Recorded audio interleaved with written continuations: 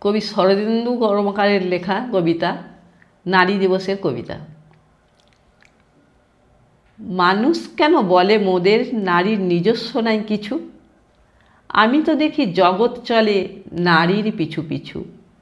বাপের ঘরের লক্ষ্মী আমি, স্বামীর ঘরের অন্নপূর্ণা, ছেলের ঘরে জননী আমি, আমি ছাড়া সংসার অসম্পূর্ণা।